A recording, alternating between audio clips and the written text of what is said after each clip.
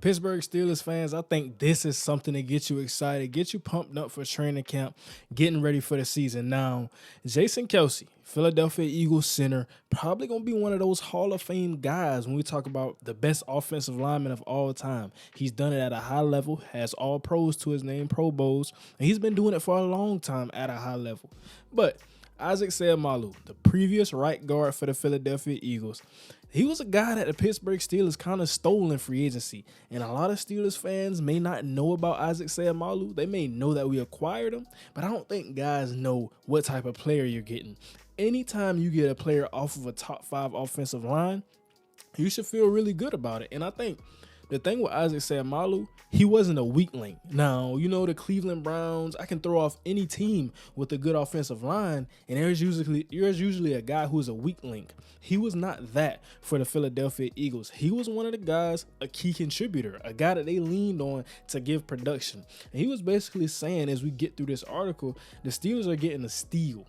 And this has come from Jason Kelce. Jason Kelce is not a guy who's just going to throw around praise. He's going to give it to anybody. So you think about it, before we get into this, all the way, they went from not having a great offensive line to adding Broderick Jones and Isaac Seumalo. And this is looking like a team that can really gear up and have a great offensive line for Najee Harris and Kenny Pickett. Now, as we look at this, I think he's one of the best guards in the NFL. I think he has been.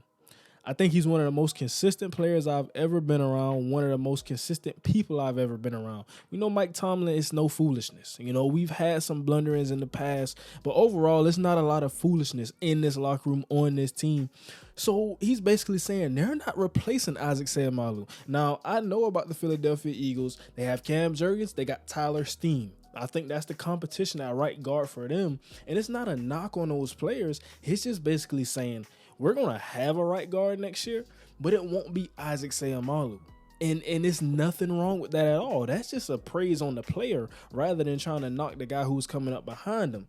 And this is what the Pittsburgh Steelers are getting, and didn't have to break the bank for him is another thing. 3-year, $24 million deal.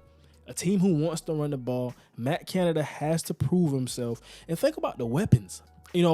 I hear all the naysay, and I hear a lot of people talk about the Steelers are in a lack of weapons. And that's not the case at all. It just brought in Darnell Washington. Still got Freiermuth. You still got Deontay Johnson. George Pickens is going to have a breakout season. He's made the spectacular catches, but this year I'm expecting big game consistency out of him, so that's something to watch for. Najee Harris, I think I'm kind of stuck in the middle on Najee Harris. I do have a lot of expectations for him, so I'm kind of grading him and basing his performances off of that scale. I don't want him to be an average running back. I want a top 10 to top 5 running back, and I think he has the potential to do so. So looking at what we added on the offensive line, it shouldn't be too hard to break 1,000 yards, to have a consistent 1,000 yards. Not just 1,000 yards, because it's 17 games, things of that nature. You're barreling your way, you're crawling to 1,000 yards. I want 1,000 yards and some change, 1,000 yards and more. We want to feel Najee Harris for opponents. We want them to know Pittsburgh Steelers playing smash mouth football. And then behind that, still got Calvin Austin, brought in some other guys. So I feel really good about the weapons. Jaylen Warren. Now, as we get through this article some more, he had a couple injuries. I mean, that's what we can expect from an offensive lineman, but he's not an injury-ridden guy. It's not like we're going to be missing Isaac Seumalo for the entire duration of the season. It's not things of that nature. It's just previously what he's had. He's 29 years old, not very old, so we can have him. He's kind of going to be that next step. If Kenny Pickett has any intentions of getting a second contract, getting paid big time from Pittsburgh, Isaac Seumalo is a guy who he can lean on being here. Now, a Pro Bowl alternate, all the things, and some more stuff he's saying. Isaac is a really, really special player. Like I said, we just don't throw them words around. I know we said here for a long time, and I still don't think people really truly grasp what he did for our room. Pittsburgh Steelers fans, stand up. And me personally, I think he's probably the smartest player I've ever been around. Like I said, Mike Tomlin, we want those smart guys. We're getting twists and stunts. We got to be able to pick up that blitz. We got to understand we're going against a bare front. We're going against these different formations and looks. How can we get to that? Can I reach him right here? Can I get to my angle block? Can I pull and get to my guy in time?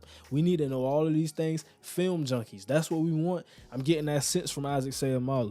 And he says, I think the Steelers are getting a steal. That's a good pun, I guess. Really, really gifted physically, mentally, and that's all the things that we want. Like I said, we talking about the guys we already have. Broderick Jones, really, really gifted physically. So, and this is basically going into the Philadelphia Eagles side of things, talking about what I've basically said. Juergen, Steen, opposite Landon Dickerson, a really good left guard, like him. But